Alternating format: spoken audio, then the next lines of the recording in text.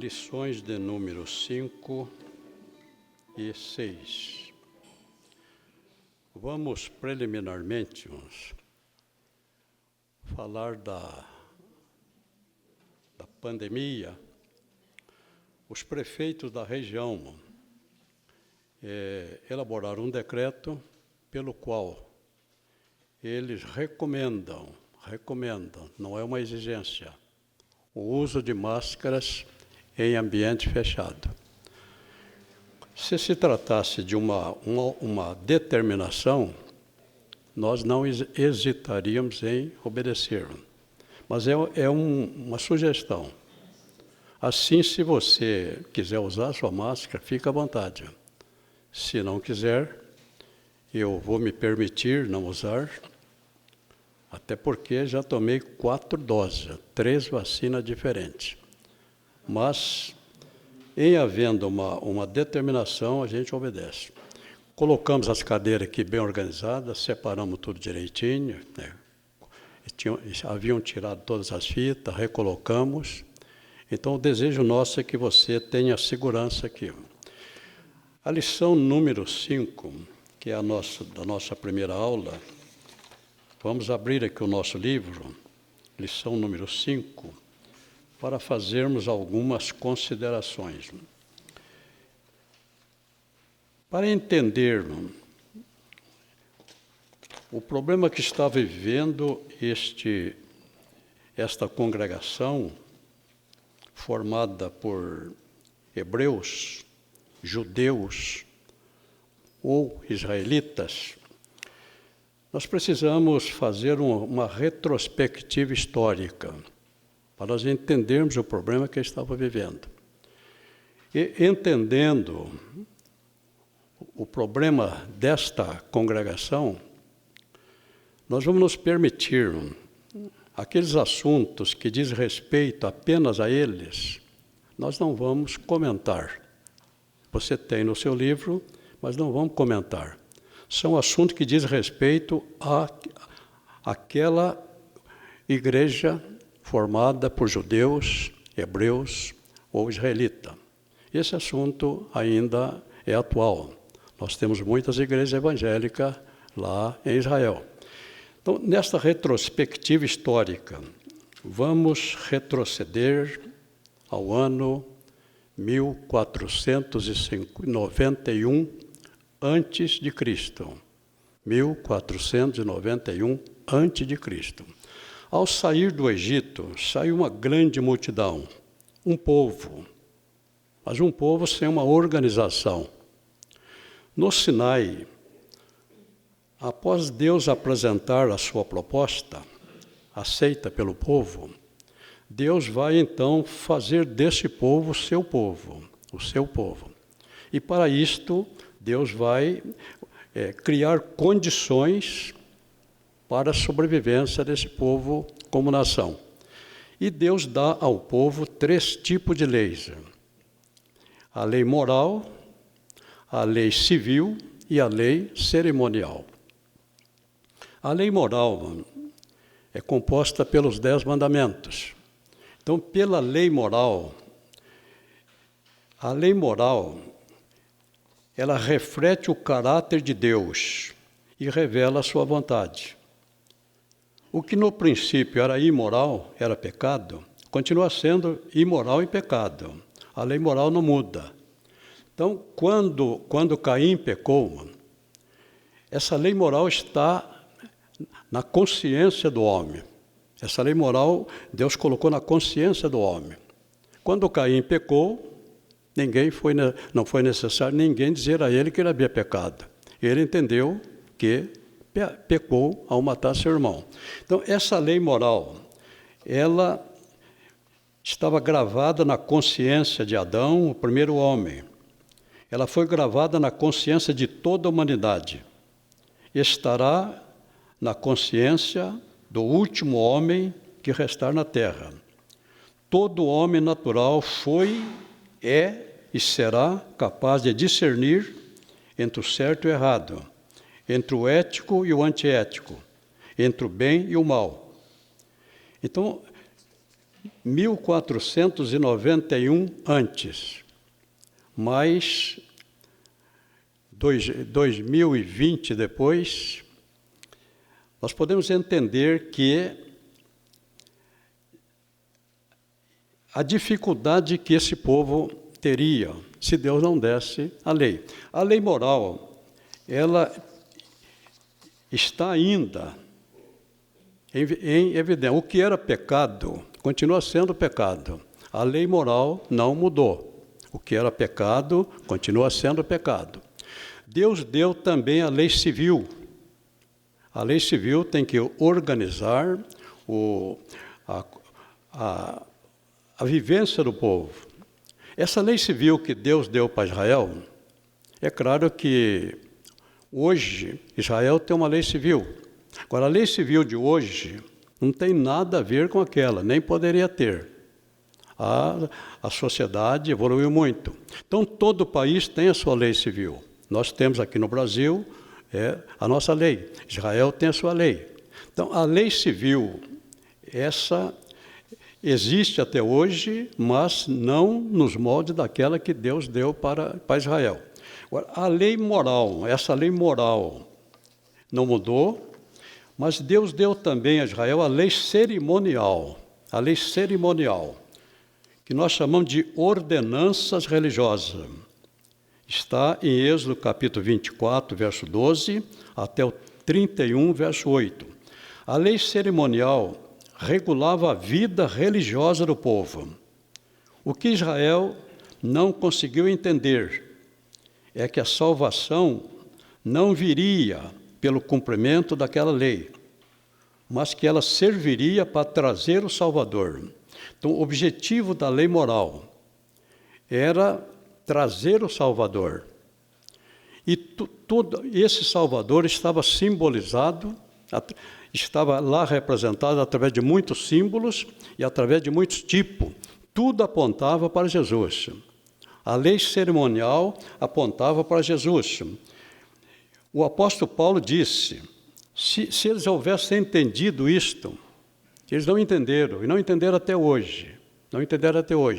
A lei cerimonial hoje, naquilo que é possível, eles ainda estão cumprindo. Os trabalhos do templo, até o ano 70, eles mantiveram o trabalho normal. A partir da destruição do templo, não tiveram mais. É seguir a lei moral relativa ao seu culto. Mas, ainda no que é possível, Israel, até hoje, está procurando guardar essa lei moral. E, sexta-feira, o dia bíblico, lá em Gênesis, começa, a noite antecede o dia.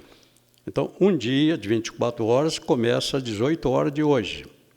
Então, em Israel, na sexta-feira, a partir de 16 horas, eles começam a fechar todo o comércio. Eles ainda estão mantendo a guarda do sábado instituído por essa lei moral. Nos demais itens, eles têm dificuldade. Então, essa lei moral não foi revogada, e não poderá ser revogada. E o judeu, ele começa a ser instruído na palavra de Deus, no caso do Antigo Testamento, desde o seu nascimento. E durante o período da adolescência, a juventude, então eles adquirem um conhecimento muito profundo, baseado na sua lei cerimonial. Agora, de repente, se eles entendessem que, se eles conseguissem, como nós vemos em Moisés, nós estamos vendo em Moisés um tipo de Jesus. Nós vemos em Arão, sumo sacerdote, um tipo de Jesus. Nós vemos em todos os cordeiros, novilhos que eram sacrificados no altar do holocausto, nós vemos Jesus. Tudo apontava para Jesus. Depois vem João Batista e apresenta Jesus como sendo o Cordeiro de Deus que tira o pecado do mundo. E, ao consumar a sua obra no Calvário, o projeto de Deus estava concluído. Toda a lei apontava para Jesus. a tipologia e a simbologia apontar para a vinda de Jesus. Vindo Jesus, agora é claro que a lei não foi revogada. A lei não foi revogada. A lei simplesmente cumpriu o seu papel. Jesus disse que não se revogaria da lei um tio nem um jota. Nem um tio nem um jota. Então tudo tinha que se cumprir. E tudo se cumpriu na cruz do Calvário. Só que o judeu, não aceitando Jesus, e ainda continua esperando o Messias, os judeus não conseguiram entender sobre o problema o cumprimento da lei moral. Agora, esses crentes hebreus, judeus ou israelitas, convertidos ao cristianismo, eles tinham, aqueles que nasceram de novo, o Espírito Santo cria as condições da gente servir a Deus. Mas muitos vinham para o cristianismo sem o novo nascimento. Então, muitos deles, por não entender, estavam retornando ao judaísmo. E eu disse aos irmãos que esse problema deles era diferente do nosso. O problema deles era o risco, o perigo que estavam correndo de voltar ao judaísmo, à sua antiga religião. Nós não corremos esse risco. O risco nosso nós corremos o risco de voltar para o mundo. Então, feito isto, para justificar que a lei cerimonial, por falta de entendimento, ele estava enfrentando toda aquela dificuldade. E estava sendo quase que forçado pelos outros judeus a voltar à antiga religião. Então, agora aqui nós vamos ver que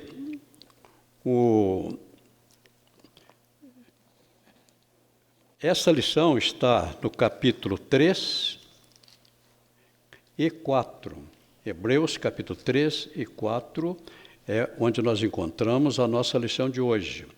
Hebreus, capítulo 3 e parte do capítulo 4. Então, nós vamos ver aqui o problema que eles estavam aqui enfrentando. O autor aos Hebreus vai dizer a eles, capítulo 3, verso 1, pelo que, irmãos amados, participante da vocação celestial, considerai a Jesus Cristo, apóstolo e sumo sacerdote da nossa confissão. Se nós entendermos isto, nós vamos entender a dificuldade que ele estava vivendo. O autor vai dizer aqui, pelo que irmãos santos, participantes da vocação celestial,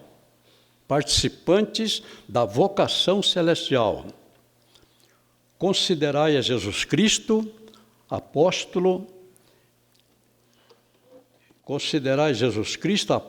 e sumo sacerdote da nossa confissão. Se nós entendermos isto, pelo que, irmão santo, participante da vocação celestial, se nós entendermos isto, nós vamos entender o que o autor dessa epístola está dizendo. Participante da vocação celestial. Deus tem na terra dois povos. Deus criou dois povos. Aí Israel, a vocação de Israel é terrena. Israel é o povo que Deus criou para viver na terra. Não existe para Israel, nos 31.173 versículos da sua Bíblia e da minha Bíblia, não existe uma promessa de céu para Israel. Não existe uma promessa de céu para Israel. A vocação de Israel é terrena.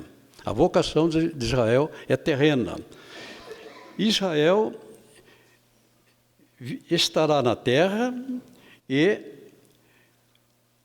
depois de Israel reinará com Cristo, mas na terra. Na terra. Não existe promessa de céu para Israel. Então Israel é o povo de Deus para viver na terra. Esta é a sua vocação. A vocação de Israel, participando da vocação, a vocação de Israel é terrena. Esses irmãos que aceitaram Jesus, que se tornaram cristãos, houve uma mudança de vocação, E eles adquiriram com o novo nascimento uma vocação celestial, Então, a igreja é o povo que Deus está preparando para viver no céu. A igreja é o povo que Deus está preparando para viver no céu. Israel é o povo que Deus preparou para viver na terra. Então, quando o judeu nascia de novo, biblicamente, nós não podemos negar que existe na terra duas famílias. Foi Jesus quem disse. Existem dois povos na terra. Jesus disse que aqueles que vivem no pecado são filhos do diabo. Jesus falou isso. Então, os que nascem de novo tornam-se filhos de Deus. Então, na terra tem duas famílias, a família de Satanás e a família de Deus. Agora, a vocação, esses que não nasceram de novo, que são filhos do diabo, morrendo, vão viver com ele no inferno. Nós não temos como mudar a situação. Os que morrerem no pecado vão estar com Satanás por toda a eternidade. Foi o que Jesus dirá: apartai-vos de mim, maldito, para o fogo eterno, que foi preparado para o diabo e seus anjos. Agora, os que se tornam filhos de Deus, o israelita como homem natural, a vocação dele é terrena. Mas se esse israelita nascer de novo, a vocação dele vai mudar. E ele passa a ter uma vocação celestial.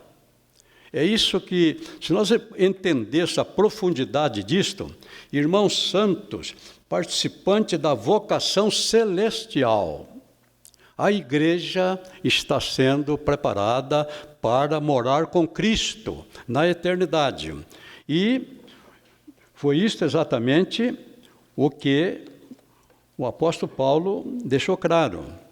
Em Filipenses, capítulo 3, versículos 19 e 20, ele diz que a nossa cidade, como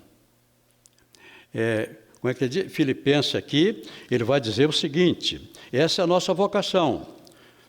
Ao deixar esta terra, nós iremos viver com Cristo eternamente, conforme diz Paulo aqui. Filipenses 3 e 20. Mas a nossa cidade está nos céus. A nossa cidade está nos céus, donde também esperamos o Senhor, o Salvador, o Senhor Jesus Cristo, que transformará o nosso corpo abatido para ser conforme o seu corpo glorioso, segundo o seu eficaz poder de sujeitar também a si todas as coisas. Esta é a nossa vocação. E esses hebreus que converteram ao cristianismo passaram a possuir uma vocação celestial. Uma vocação celestial. Eles se tornaram, então, cidadãos do céu. Então, é o que nós temos aqui no versículo 13, o verso 1, e depois, na sequência, no capítulo 3, versículo 6. Hebreus, capítulo 3, versículo 6, nós vamos ter aqui ainda, vamos ver o que nós temos em Hebreus 3 e 6, Hebreus 3, mas Mas Cristo, como Hebreus,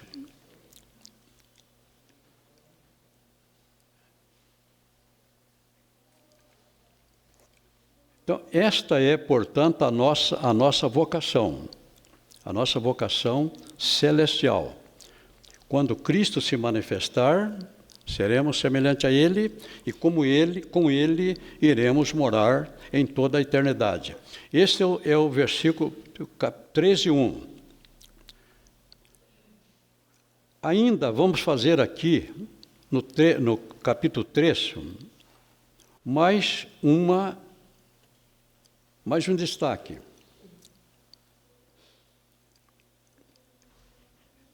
Naquilo que diz aqui sobre a superioridade, naquilo que diz respeito somente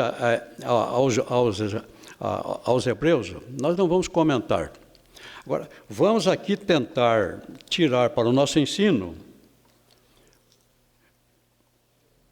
aquilo que tem aplicação para a nossa vida espiritual. Capítulo 4, verso 11 de Hebreus, nós vamos ver o seguinte: procuremos, pois, entrar naquele repouso, para que ninguém caia no mesmo exemplo de desobediência. Procuremos entrar naquele repouso. Então, vamos considerar aqui a importância de não errarmos onde eles erraram. Isso aqui no texto 1, não errarmos onde eles erraram. E aqui nós temos capítulo 13, verso 6 do seu livro: conservarmos firme a confiança e a glória da esperança até o fim. Conservarmos firme a confiança e a glória da esperança até o fim. E para isto o autor aqui nos adverte a não cometermos os erros que os hebreus cometeram. A não cometermos os erros que os hebreus cometeram. Pelo projeto de Deus, Ele colocaria Israel na terra prometida em 2 anos. Ao sair do Egito, Deus colocaria Israel na terra prometida em 2 anos. Esse era o projeto de Deus. Nós vamos ver que alguma coisa deu errada. E onde eles erraram, nós não vamos poder errar. Em 3 meses, Israel estava no Sinai. Em 3 meses, Israel estava no Sinai. No Sinai, feita a aliança, Israel se tornou o povo de Deus. Então, esse povo agora precisava ser instruído. E isto durou 11 meses. 11 meses para passar tudo aquilo que Deus colocou para Moisés, passar para o povo. O povo foi instruído durante 11 meses. Ao partir do Sinai, em 10 meses, o povo estava em Cades Barneia, já na fronteira para chegar na terra. Então, em 2 anos, Deus colocaria Israel na terra prometida. Agora, houve um erro que eles erraram e que nós não podemos cometer. A incredulidade. Eles entenderam que precisava ver a terra. E Deus, vendo que era esse o desejo, Deus permitiu que fizesse. Em consequência disto, o povo vai ser condenado a caminhar pelo deserto mais 38 anos, onde eles erraram. Nós não podemos errar. Tudo que foi escrito antes, Paulo disse isso em Romanos 15:4, tudo que foi escrito antes foi para o nosso ensino. Então vamos aprender com eles a não tentar fazer com que Deus mude o seu plano. Se nós seguirmos direitinho naquilo que nós estamos aprendendo, nós vamos chegar na Canaã celestial. Porque esta é a vocação da igreja. Agora, ao entrar na terra, Deus havia dito a Josué, isto é uma ordem, Deus havia dito a Josué, que ao entrar na terra, capítulo 7 de Deuteronômio, Deus deu instruções a Josué. Deuteronômio capítulo 7, Deus vai dar instruções a Josué. Quando o Senhor teu Deus te tiver introduzido na terra, era Deus que ia colocar o povo na terra. Quando o Senhor teu Deus te tiver introduzido na terra, a qual passas a possuir, e tiver lançado fora muitas nações de diante de ti, os heteus, os girgazeus, os amorreus, cananeus, os ferezeus, os heveus, os jebuseus, 7 nações, 7 principais nações. Deus enumera 7 nações, 7 nações poderosas. Essas 7 nações tinham um exército poderoso. Então Deus dá a Josué uma instrução: quando entrar na terra, é para destruir. No Antigo Testamento era real e literal. O matar no Antigo Testamento era real e literal. Josué devia destruir os inimigos. Destas 7 nações não podia restar nenhum. Era para destruir. Agora, Josué cometeu um erro. E o erro que Josué cometeu, nós não podemos cometer. Qual é o problema hoje nosso? O mesmo, aqui era real e literal. Mas o problema hoje nosso, o inimigo, assim como o inimigo estava dentro da terra, a terra hoje somos nós. Então, os nossos inimigos hoje, a ordem que Deus deu para Josué continua valendo para nós. E está em Gálatas, capítulo 5. Gálatas, capítulo 5. Começando aqui no versículo 19. Esses inimigos estão dentro de nós. Se nós cometemos o erro de Josué e deixar que algum deles sobreviva, nós vamos cometer o mesmo erro de Josué. Então, os nossos inimigos hoje são estes. Porque as obras da carne são manifestas, as quais são prostituição, impureza, lascívia, idolatria, feitiçaria, inimizade, porfia, emulações, iras, peleja, dissensões, heresias, inveja, homicídio, bebedice, glutonaria e outras coisas semelhantes a esta. Esses são os nossos inimigos. Eles estão dentro de nós. Nós temos 2 naturezas.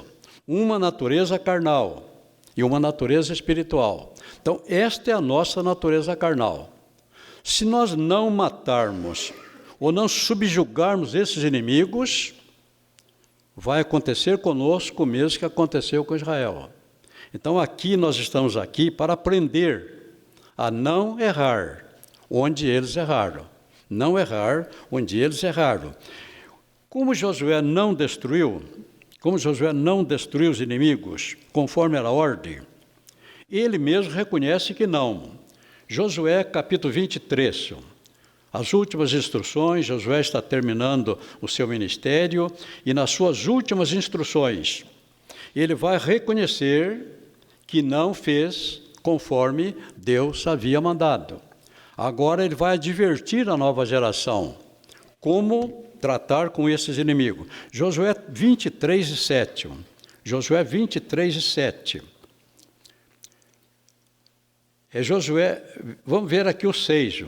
É Josué falando ao povo.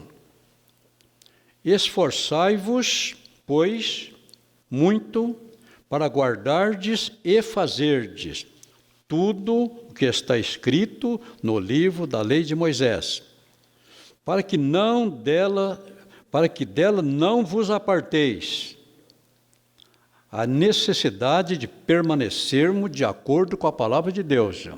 Josué está passando essa advertência. E no versículo 7, para que não entreis a estas nações que ainda ficaram convosco, para que não mistureis com estas nações que ainda ficaram convosco. E ele reconhece que não fez o que Deus mandou fazer. Agora nós temos um ensino para nós. E os nossos inimigos hoje, fisicamente, nós somos instados a amar o nosso inimigo. Amais vosso inimigo. Então os inimigos nossos estão dentro de nós. O nosso corpo é a terra. Os inimigos estão dentro de nós. Se cometemos o erro de Josué de compadecer de alguns e deixar, haverá um preço que nós vamos pagar.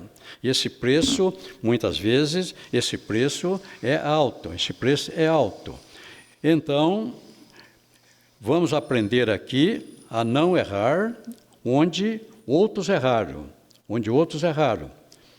E as consequências do erro.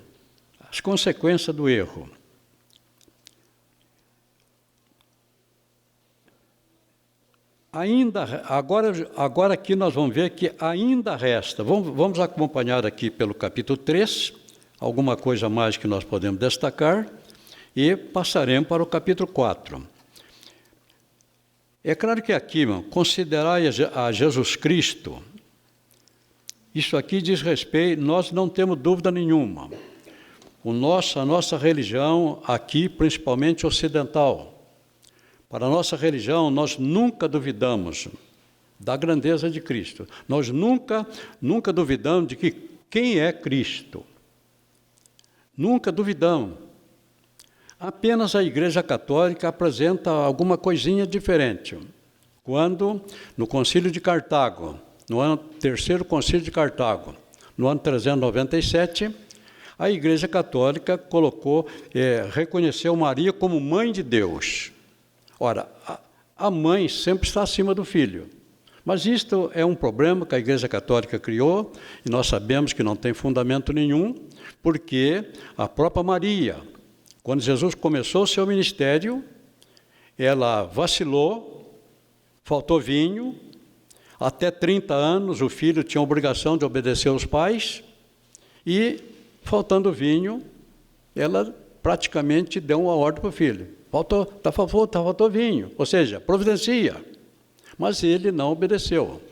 E disse, mulher, que tenho eu contigo? Ele já havia completado 30 anos, já estava no seu ministério. Agora, Maria não poderia ter interferência nenhuma sobre ele. E ela entendeu isto. Logo em seguida, ela disse, fazei tudo quanto ele vos disser. Não é comigo, mas não é comigo, é com ele. Então, nós não temos nenhuma dúvida da supremacia de Cristo. Ele é o nosso Deus. Ele é muito superior a Moisés, é claro. Não temos dúvida nenhuma disto. Agora aqui vai dizer, no versículo 3,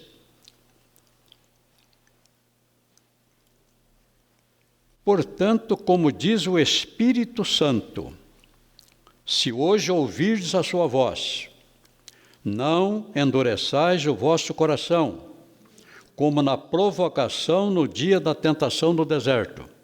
Então, aqui nós temos uma advertência. Se hoje ouvirdes a sua voz, não endureçais o vosso coração. Mas nós temos no capítulo 4, vamos ver aqui no capítulo 4, o que nós vamos extrair, 4 e 11. Procuremos, pois, entrar naquele repouso, para que ninguém caia no mesmo exemplo da desobediência. Procuremos, pois, entrar naquele repouso, para que ninguém caia no mesmo exemplo da desobediência. Se Josué tivesse destruído todos os povos, eles entrariam no repouso. estaria no repouso. Israel tomaria posse de toda a terra. Mas como Josué não obedeceu, eles não conseguiram viver em paz. Não conseguiram lá, não conseguiram durante a história e não estão conseguindo hoje. Israel está na terra, mas a terra está dividida. Israel nunca conseguiu entrar no repouso, pelo erro cometido por Josué. Todos aqueles povos que estão lá, quem não estuda a Bíblia, confunde os árabes com os palestinos. Os árabes não têm nenhum problema com Israel, não. As nações árabes são muito ricas. A Arábia Saudita é um dos países mais ricos da terra. Então, quem molesta Israel são aqueles povos que estavam na terra. Estavam na terra. A descendência deles, dessas 7 nações, estão lá até hoje. E hoje eles são conhecidos como palestinos. E Israel está numa posse parcial. Metade de Jerusalém está com Israel, metade que está com os palestinos, porque Josué cometeu esse erro. Eles não puderam entrar no repouso. Não puderam entrar no repouso. Não estão no repouso. Israel é um dos países mais bem armados da terra, porque a paz dele depende do poder bélico deles. Nunca conseguiram entrar. Mas nós temos a informação de que Israel, um dia vai entrar no repouso. Israel, um dia, vai entrar no repouso. É uma promessa de Deus. É uma promessa de Deus. E Deus sempre cumpriu, está cumprindo e sempre cumprirá as suas promessas. Então, Deus tem promessas para Israel. E nós vamos ver uma passagem bíblica na qual Deus tem muitas promessas para Israel. E que Deus não pôde dar e não está podendo dar. Porque havia uma condição. Abra sua Bíblia em Deuteronômio, capítulo 28. Você já ouviu falar em Deuteronômio. E muita gente não sabe interpretar esta passagem. Interpreta essa passagem colocando a igreja aqui no meio. Deuteronômio, capítulo 28. No capítulo 28, não há nenhuma promessa para a igreja. Não há nenhuma promessa para a igreja. São promessas para Israel. Então, até o versículo 14, Deus enumera as promessas que ele tem. As promessas que ele tem para Israel. E dentre elas, vamos citar aqui algumas. Versículo 12. O Senhor te abrirá o seu bom tesouro, o céu, para dar. Abrirá o tesouro, o céu, para dar chuva, para dar chuva. Em Israel chovia, ainda chove 2 vezes. Deus está mantendo a sua promessa, apesar da desobediência. Em Israel, nós temos a chuva temporã, que cai entre setembro e outubro. Com essa chuva, amolece a terra. É o tempo de plantio. Então, Israel faz a semeadura. Depois, em volta de março e abril, vem a chuva seródia. Sem a chuva seródia, não havia colheita. Então, Deus prometeu que daria chuva ao seu tempo e continua dando. Outras promessas que Deus não cumpriu até hoje. E aqui nós temos, então, primeira promessa: emprestarás a muitas gentes, porém não tomará emprestado. Emprestarás a muita gente, porém não tomarás emprestado. Hoje, Israel depende inteiramente dos Estados Unidos. Israel depende inteiramente dos Estados Unidos. Quando Israel retornou, a ONU colocou a Inglaterra para cuidar de Israel. Quando a Inglaterra abriu mão do protetorado, Deus levantou os Estados Unidos. Então, Israel, ele depende dos Estados Unidos em tudo. Agora, aqui está dizendo que Israel, haverá um tempo que Israel será a nação mais rica da terra. Mais rica da terra. Emprestarás Há muita gente, porém não tomarás emprestado. Primeira promessa. Segunda, o Senhor te porá por cabeça e não por cauda. Hoje, de cabeça, Israel não tem nada. É um país pequenininho, oprimido lá pelos palestinos, cercado palestino por todos os lados. Agora aqui diz que um dia Israel terá liderança da terra, liderança. Ele te porá por cabeça e não por cauda. E estarás por cima e não por baixo. Pronto, essas são as promessas. Agora, estas promessas estão subordinadas a uma condição, Deus coloca as promessas e depois Ele coloca a condição para recebê-las.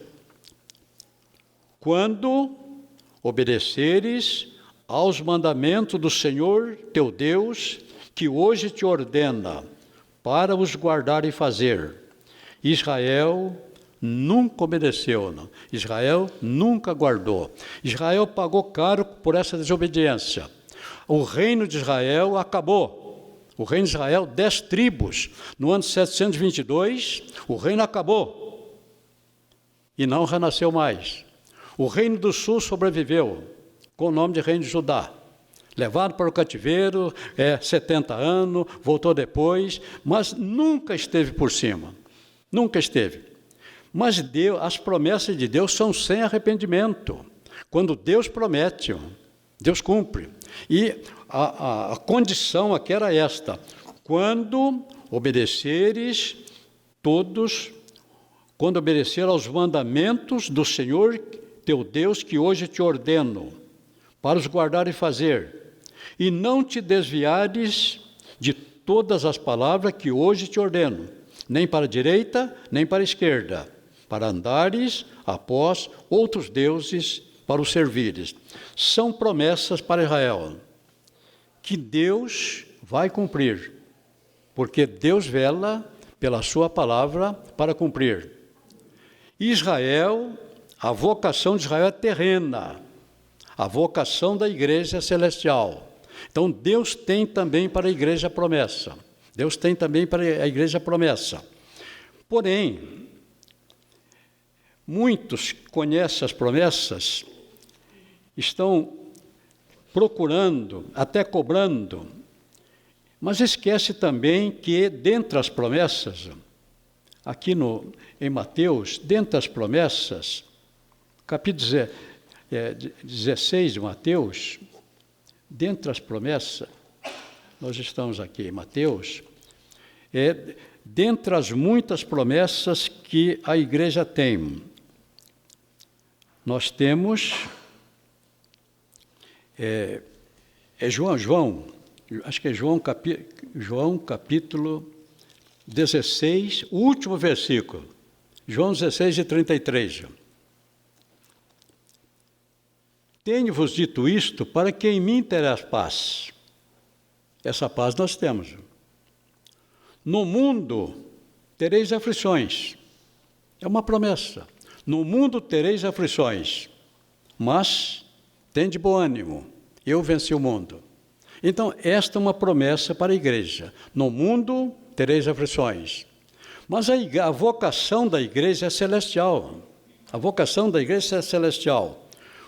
A vocação da igreja está em Mateus. Então, momentaneamente, assim como Israel no deserto não estava na posse das bênçãos, também a igreja, atravessando o deserto, uma das promessas é essa: no mundo tereis aflições. Qual será o destino final da igreja? O destino final do salvo: a igreja subirá durante o arrebatamento. Mas os que restarem, nós temos aqui no capítulo 25, no julgamento das nações, qual será a nossa morada eterna. E a nossa morada eterna está aqui no versículo 34, Mateus 25 e 34. Vinde, bendito de meu Pai, possuí por herança o reino que vos está preparado desde a fundação do mundo.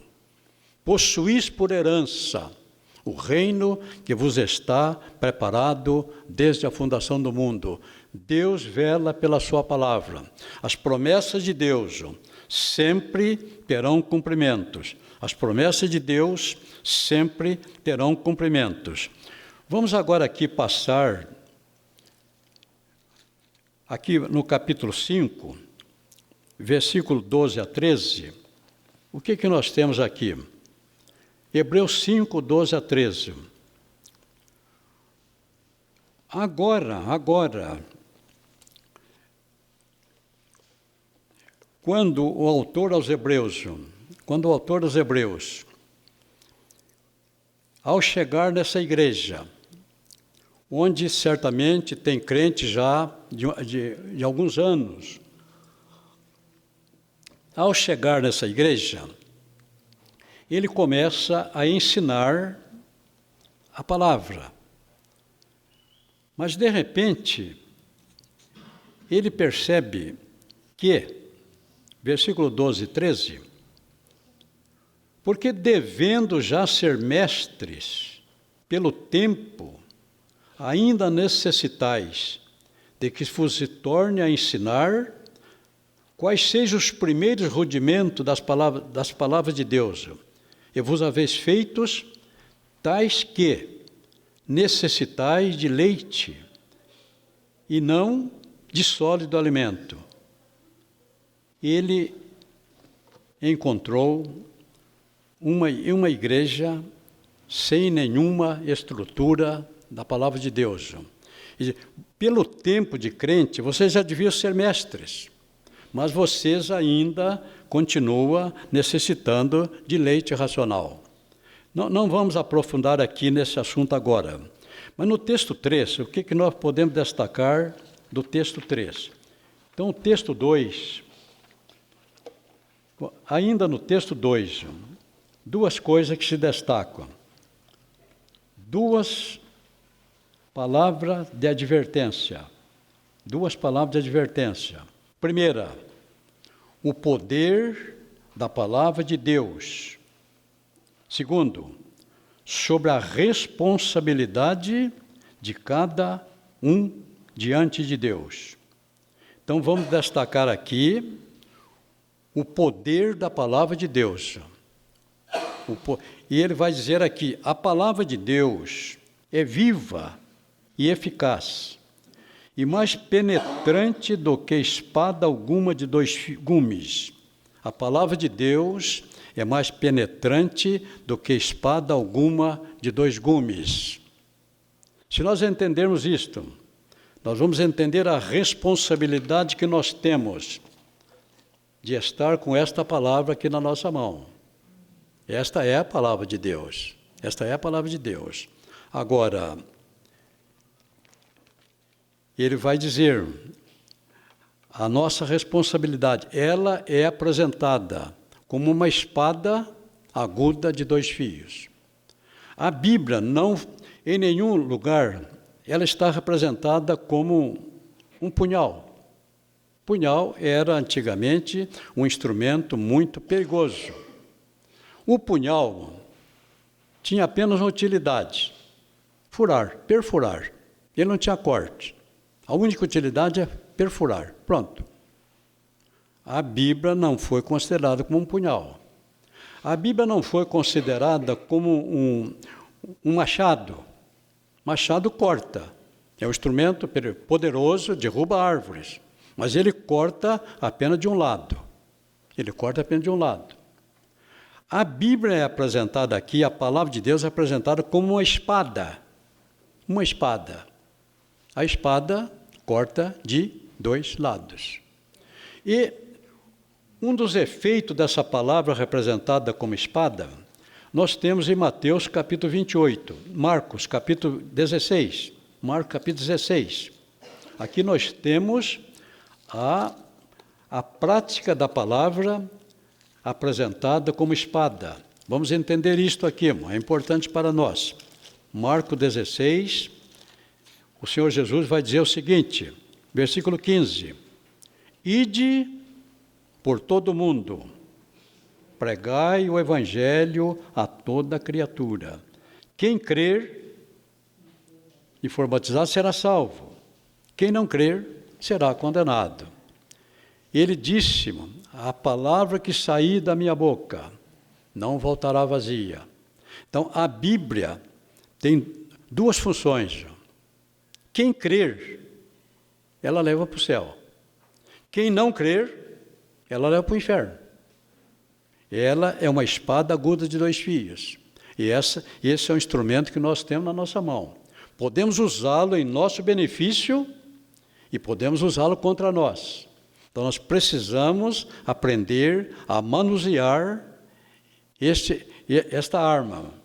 Aprender a manusear a palavra, a espada, para não nos ferirmos com ela. E para isto é preciso que o ensino seja ministrado, para que nós aprendamos a tirar da palavra de Deus as coisas necessárias que nós temos. É preciso cavar. E a segunda advertência é sobre a responsabilidade de cada um diante de Deus. A responsabilidade de cada um diante de Deus. A responsabilidade é pessoal. O pai não responde pelo filho. A mãe não responde pela filha. Cada um dará conta de si mesmo a Deus. E todos nós estaremos sob o julgamento dessa palavra. Ela pode causar dois efeitos. Tanto dar vida, como também matar. Esse é o destaque aqui desse texto. O texto 3, nós não vamos destacar, não vamos falar do sumo sacerdote superior a Arão. Isto é um assunto que os crentes hebreus precisavam conhecer, e precisa hoje. Agora, para nós não temos nenhuma dúvida da superioridade de Cristo sobre os anjos, sobre Moisés, sobre Arão. Não temos necessidade de discutir esse assunto. Para nós não há dúvida nenhuma. E ainda no texto 4, as dificuldades dos judeus para aceitarem Cristo como sumo sacerdote. Não vamos entrar também nas dificuldades dos judeus. Nós não temos essa dificuldade. Não temos essa dificuldade. Veremos aqui ainda o texto 5, a superioridade do sacerdócio de Cristo em relação ao sacerdócio de Arão. Também não temos necessidade de discutir isto. Vamos então passar aqui para a lição de número 6. A lição de número 6 começa apontando no texto 1 para o perigo da apostasia. Perigo da apostasia. Nós vamos falar aqui nesta lição de uma maneira mais superficial, e eu sei que uma das lições que temos pela frente, nós vamos focar nesse assunto, considerando o pecado contra o Espírito Santo.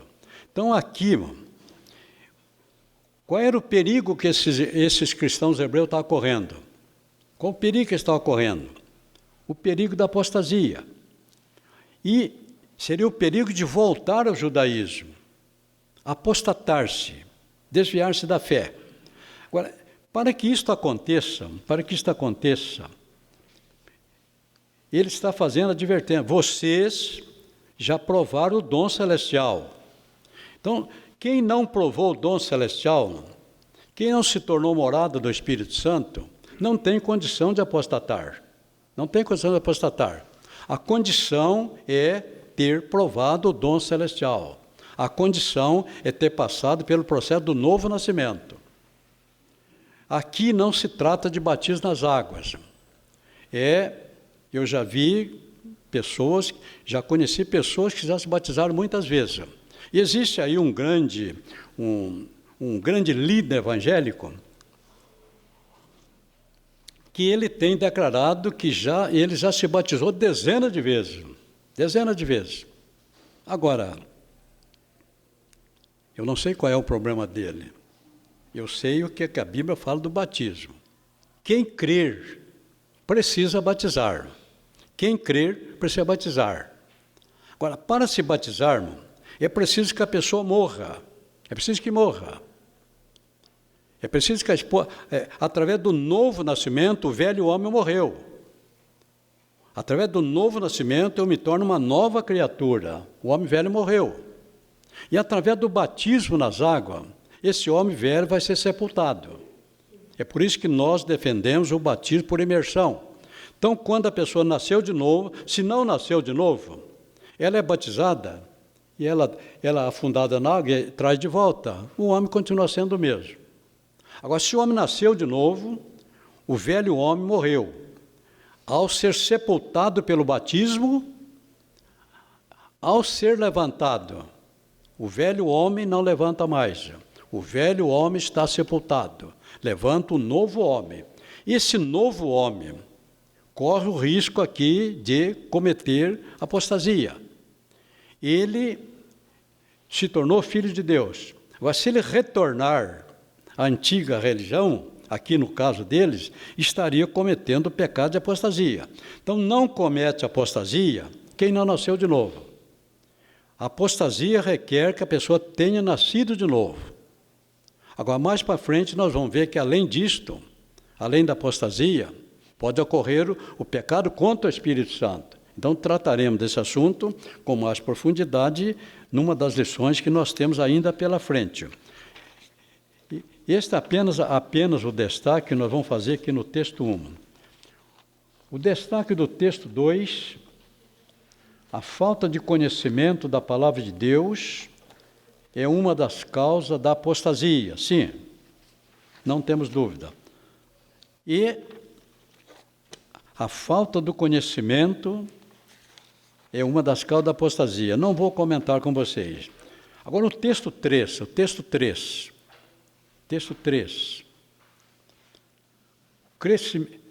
Aqui no texto 2, convém a gente fazer pelo menos uma lembrança aqui. Está em Levítico, capítulo 21, está no seu livro, Levítico 21, 16 a 21. Pela lei de Moisés, Deus escolheu para o serviço sagrado a família de Arão, a tribo de Levi. A tribo de Levi. A tribo de Levi foi separada para o serviço de Deus. Da tribo de Levi, nós temos a família de Arão. São 3 filhos.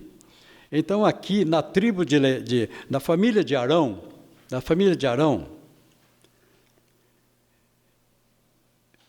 os sacerdotes terão que ser da tribo de Levi e da família de Arão. Agora, mesmo sendo da tribo de Levi e família de Arão, Deus colocou aqui alguma coisa que impedia a pessoa ser sacerdote. Eu não vou analisar com você aqui tudo, capítulo 21, 16, 21, mas eu vou destacar aqui apenas um desses casos. O anão não podia ser sacerdote.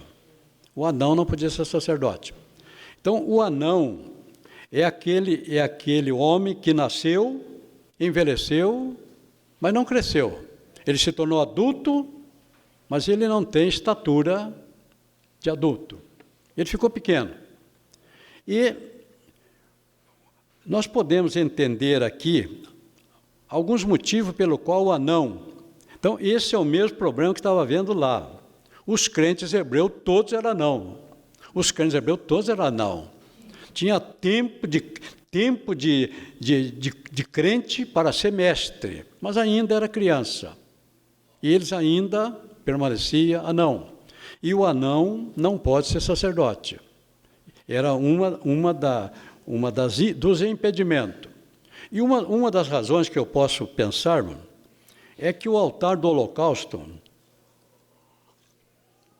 onde se colocava o novilho inteiro, onde se colocava o animal inteiro, esse altar tinha 1,50 m de altura. Ali em cima colocava o novilho. Agora, imaginemos um anão com 1,40 m, um anão com 1,40 m, sacerdote. Como é que ele vai colocar a vítima em cima do altar? Não tem como, e não tem altura para ministrar no altar. Agora, isso acontece hoje também. Aqui o que acontece aqui no sentido literal tem uma simbologia espiritual. Tem uma simbologia espiritual. Nós temos na igreja crentes com 10 anos de crente, 20 anos de crente, mas que são anão. Eles não cresceram, não cresceram. E é o que aconteceu lá. Vocês, pelo tempo que vocês têm de crente, vocês deviam ser mestre, mas vocês continuam menino. Então, trazendo hoje para o nosso tempo, o obreiro, quando vai separar alguém para o ministério, precisa prestar atenção nisto. Lá são mais de uma dezena de defeito físico. Lá é defeito físico. Hoje, os defeitos são espirituais. Então, aquele que está na igreja há 10 anos, mas não conhece nada da palavra de Deus, ele não cresceu na palavra. E esse não pode ser separado para o ministério. E ele continua sendo um anão. Então, aqui nós podemos tirar algum ensino prático para a nossa vida. Agora, no texto 3, esses crentes que não cresceram, uns eram anão, outros ainda eram criança. Eles nasceram de novo, mas ainda são criança. Agora, o apóstolo João aqui, eu li essa passagem de João muitas vezes, e é certo que eu não entendia nada.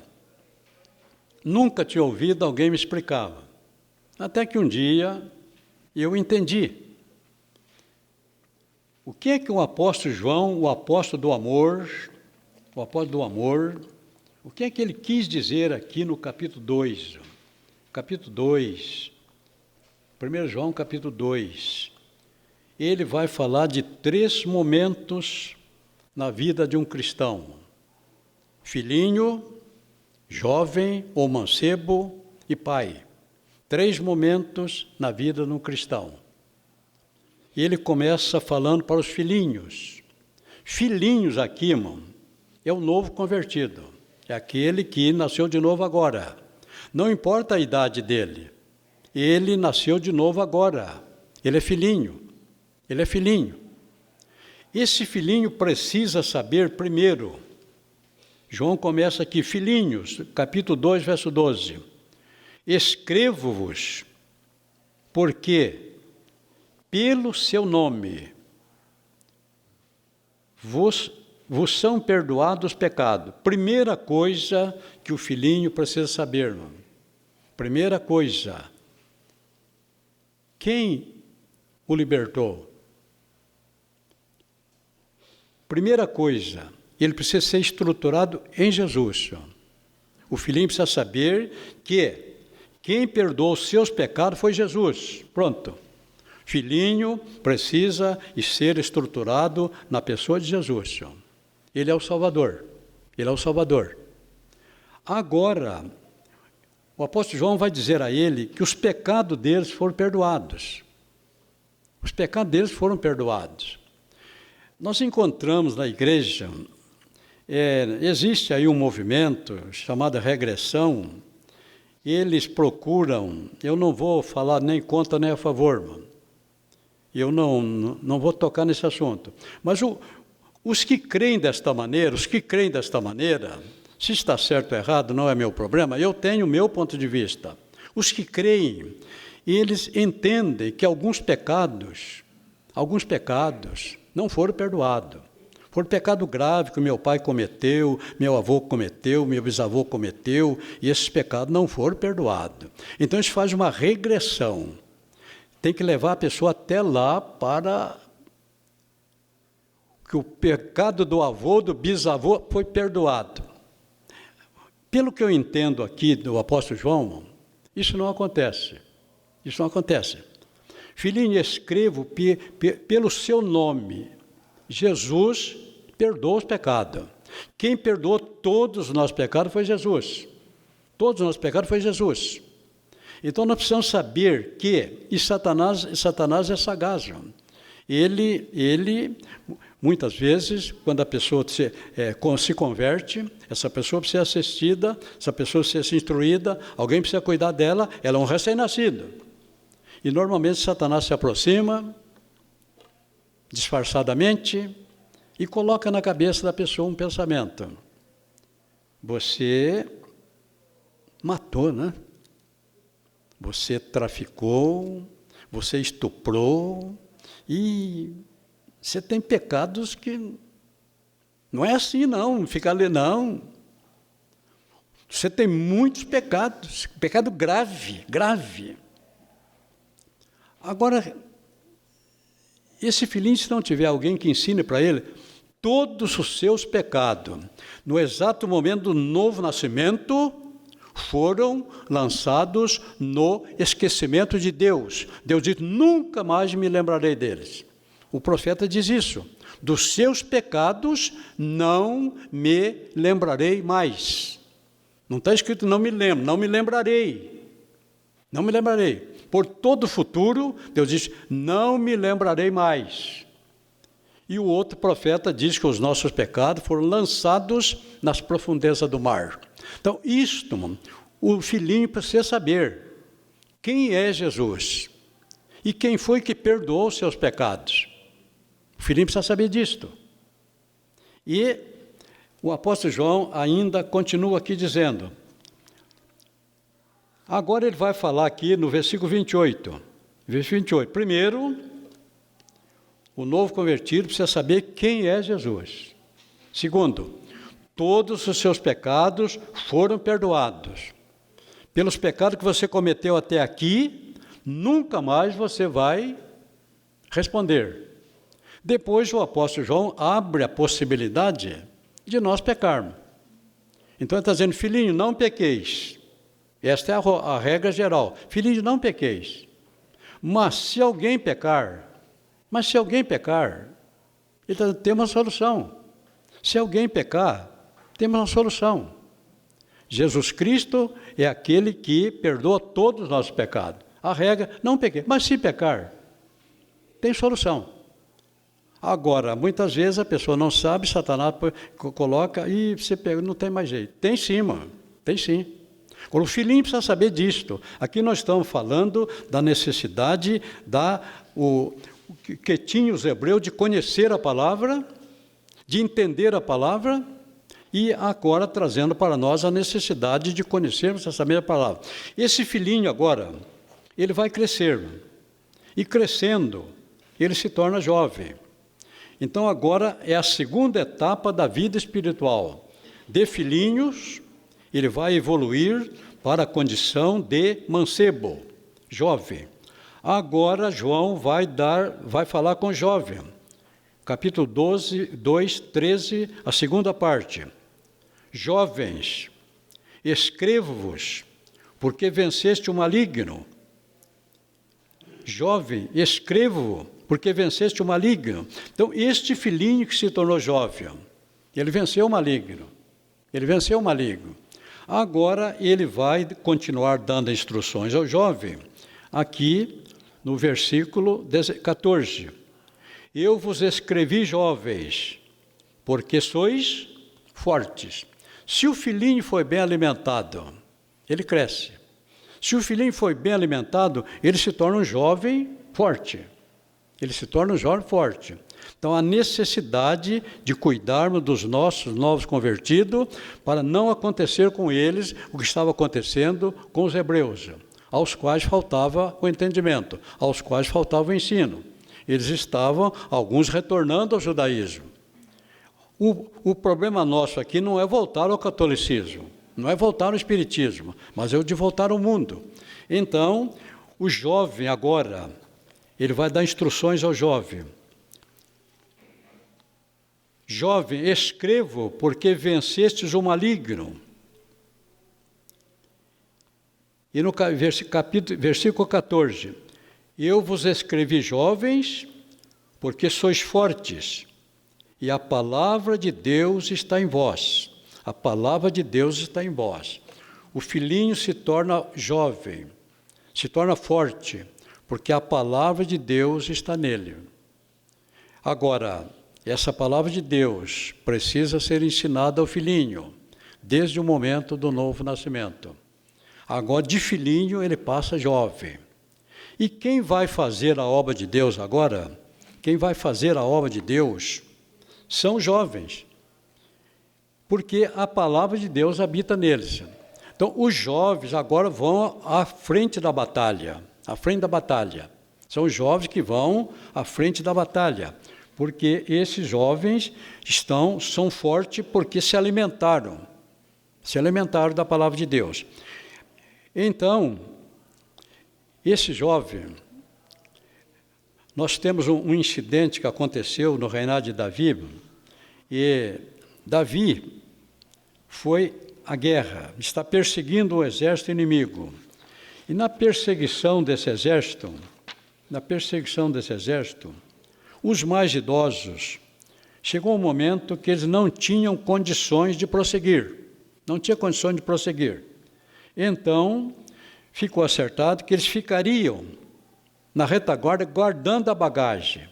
Então, aquele soldado que estava carregando aquele peso, deixava ali. Eles iam ficar para guardar a bagagem, enquanto os outros iam na linha de frente. E eles foram à linha de frente e ganharam a batalha. E, ao retornar, eles trouxeram riquezas, muita riqueza que eles tomaram dos inimigos. E eles entenderam que não deveria dividir com os que ficaram. Agora Davi entra na história. E Davi vai estabelecer como lei, a necessidade de dividir em partes iguais com aqueles que ficaram. Davi torna isso lei. Todo o despojo foi dividido em partes iguais. Então, esses que ficaram na retaguarda são os pais. O pai já foi filhinho, o pai já foi jovem. Agora o pai está na retaguarda, dando sustentação aos que estão na linha de frente. Sustentação através da oração, sustentação através de recurso financeiro. Ninguém vai à guerra por sua própria conta, diz Paulo. Quem está na frente de batalha tem que estar sendo alimentado por alguém que está na retaguarda. Então, aqueles que estão hoje na retaguarda, já foram filhinho, já foram mancebo, agora estão na retaguarda. É o meu caso. E eu já fui filhinho. E como filhinho, eu dei muito trabalho para o meu pastor. Como filhinho, eu fiz muita coisa errada. Depois, através do ensino da palavra de Deus, eu cresci, me tornei jovem. E como jovem, eu fui à frente de batalha. Eu já fiz muita coisa na igreja, fui à frente. Agora, eu estou na retaguarda. Agora eu sou pai. Agora eu posso ajudar de outra maneira. Há pais que ajudam somente através da oração. Há pais que ajudam através de recurso financeiro. Mas os que estão na frente de batalha precisam da retaguarda. Então aqui João ele mostra a importância de cada um. A importância do filhinho, do jovem e dos pais. São 3 estágios na vida espiritual de cada um de nós. Eu não sei em qual estágio você estava. E eu acredito que todos vocês que aqui estão na fase de jovem, né? Eu vos escrevi, jovem, porque vocês são fortes e a palavra de Deus habita em vós. Então vocês constituem aquele pelotão que está na linha de frente. Vocês vão enfrentar o inimigo e com todo o poderio que ele tem. Mas vocês vão poder vencer. Porque na retaguarda há um grupo de pessoas que estão orando por vocês. Isso é bonito. Aprendendo lá com os hebreus, que devendo ser mestres, ainda eram meninos. Então, isto também existe no nosso meio, na igreja. Vamos aqui, estamos quase nos aproximando do final, e aqui nós vamos dizer que resta um repouso, ainda nos resta um repouso, e a desobediência de Josué não permitiu que o povo entrasse no repouso, mas aqui diz que resta um repouso, e esse repouso para Israel, o repouso para Israel estará acontecerá no milênio. Israel é o povo que Deus está preparando para viver na terra. O povo de Deus preparando para viver na terra. Então agora Israel está numa situação desfavorável. Mas Israel, durante o milênio, assim que acontecer a segunda vinda de Jesus, capítulo 19 de Apocalipse, julgamento das nações, vai começar o milênio. E Israel estará com Cristo, porque a vocação de Israel é terrena. Deus colocará Israel na terra, porque a vocação de Israel é terrena. Conforme eu disse a vocês, não existe uma promessa para Israel de céu. Uma promessa. Todas as promessas são terrenas. E aquelas promessas que Deus prometeu lá no capítulo 28.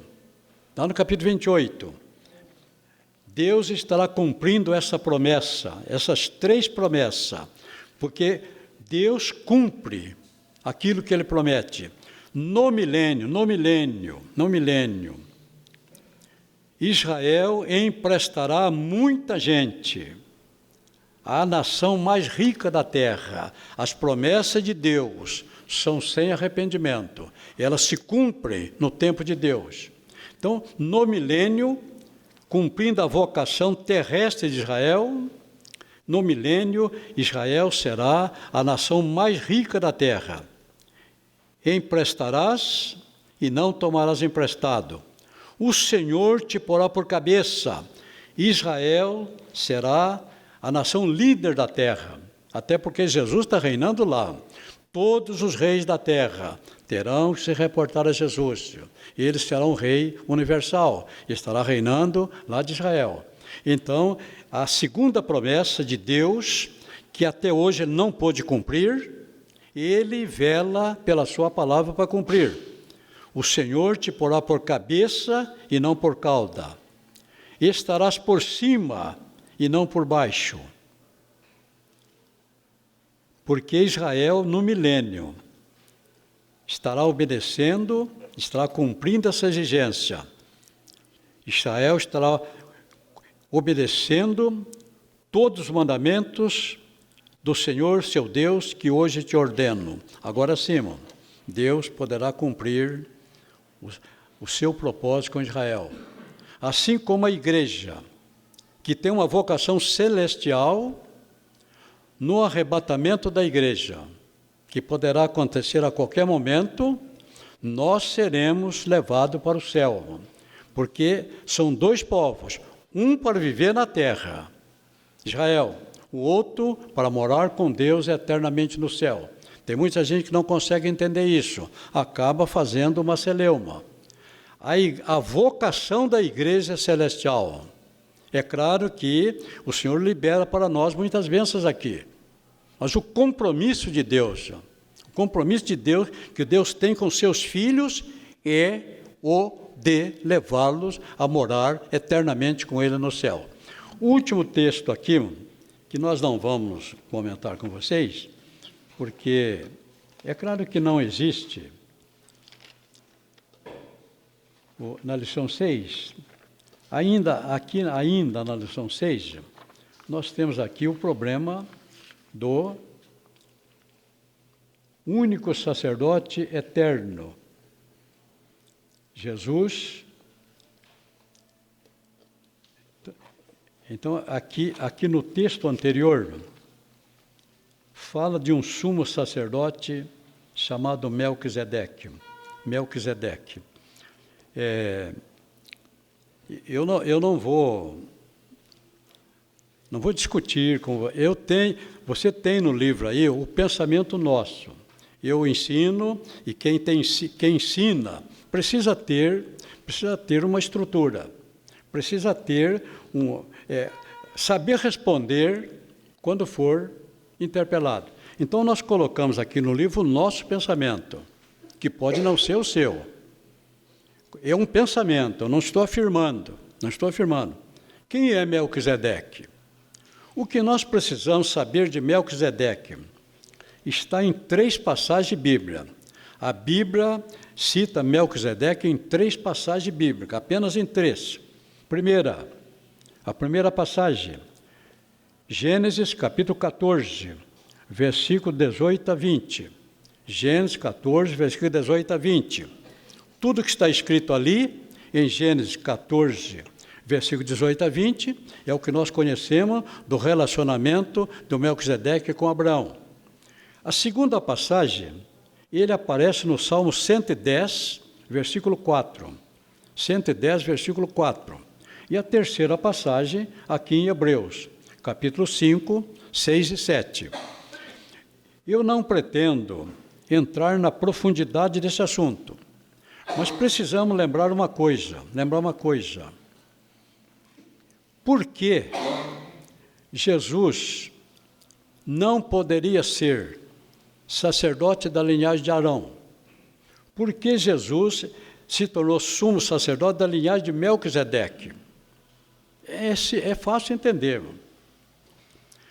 Melquisedeque, quando Melquisedeque viveu, e ele foi contemporâneo, eu coloco aí o meu pensamento, talvez possa ser 100, porque 100 viveu 502 anos depois do dilúvio. Sabendo a data que 100 morreu, e sabendo o período que Abraão viveu, os dois conviveram durante 150 anos. Durante 75 anos, Abraão estava do lado de lá.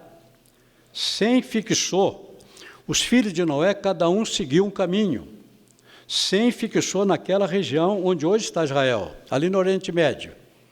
Todas as nações ali são semitas, tanto os árabes como os judeus, são descendentes de 100. O Cão seguiu em direção à África, e o Jafé seguiu em direção à Europa. E certamente naquela época, através da Europa, e certamente a Europa, da Europa, pelo Polo Norte, daria para entrar na América. E certamente, é claro que os descendentes de 100 povoaram a Europa e a América. Então, de Jafé, ele seguiu para a Europa e de lá passou para a América. Mas o 100 ficou ali no Oriente Médio. Todos os árabes são semitas. Israel é semita. Então, ele viveu ali, o 100. Quando Abraão veio para cá, ele conviveu com 100 75 anos. Conviveu 75 anos. Agora, isso é um pensamento. Eu não estou passando para você conhecer, é um pensamento meu. Agora, quem foi Melquisedeque? O que nós precisamos saber, por que Jesus não podia ser sacerdote da linhagem de Arão. No tempo do Melquisedeque não havia nação de Israel. Não havia nação de Israel. O mundo era um só. Melquisedeque era um sumo sacerdote universal. Ele era sumo sacerdote de todos os povos. Todos os povos podiam procurar Melquisedeque, que ele tinha condições de assistir. Ele era um sacerdote universal. Então, quando se diz que Jesus é sumo sacerdote da linhagem de Melquisedeque, significa que Jesus é um sacerdote universal. Ele é sacerdote lá na Ásia, na África, na Europa, na América, e ele é um sumo sacerdote universal. Nessa época não havia Israel. Muito tempo depois, Israel seria constituído. Israel se tornou nação, como eu disse para vocês, se tornou um povo no ano de 1491. Agora, Deus vai instituir um sacerdócio para a nação de Israel. Um sacerdote para a nação de Israel. E é isso que eles não conseguem entender. Porque Jesus não era da ordem de Arão. Se ele fosse da ordem de Arão, ele seria sacerdote apenas dos judeus. Mas ele é sacerdote nosso hoje, visto que temos um grande sumo sacerdote, que penetrou no céu. Essa expressão é importante. Se ele penetrou, porque um dia ele saiu do céu. E saiu, ele veio à terra. Ele ficou aqui na terra 33 anos. Ele cumpriu a missão da obra redentora do Calvário. Ressuscitou. Agora ele vai retornar para o céu. Se ele, um sumo sacerdote que retornou para o céu, visto que tem um grande sumo sacerdote que penetrou. Para penetrar, ele precisa estar de fora. Então, este é o nosso grande sumo sacerdote. Ele está à destra de Deus. E ele intercede por nós. Jesus tinha 3 ministérios. Ele já cumpriu, ministério de profeta. Ele é profeta, sacerdote e rei. Então, ele veio à terra e durante 3 anos e meio, ele cumpriu o seu ministério de profeta. Ele era o profeta de Deus. Então, esse ministério já cumpriu. Retornando ao céu, diz a palavra que ele assentou-se à destra de Deus e foi investido do segundo ministério. Esse ministério, ele vai exercer até ele retornar na segunda etapa da sua segunda vinda. Então, hoje, nós temos um grande sumo sacerdote que penetrou no céu.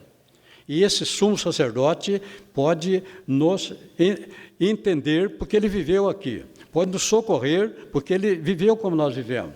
Visto que tem um grande sumo sacerdote que penetrou no céu, e ele pode socorrer nas nossas necessidades. Mas ele ainda tem o terceiro ministério. Quando ele vier para implantar o milênio, ele estará investido no seu terceiro ministério, que será o de rei. Ele será rei sobre toda a terra. E chegamos aqui ao fim da nossa lição 6, destacando aqueles pontos que têm mais interesse à nossa vida cristã e deixando por conta daqueles que querem conhecer com mais profundidade o restante que diz respeito à nação de Israel. Foi muito bom estar com vocês. Na próxima aula, quinta-feira, estaremos com a lição 7 e 8.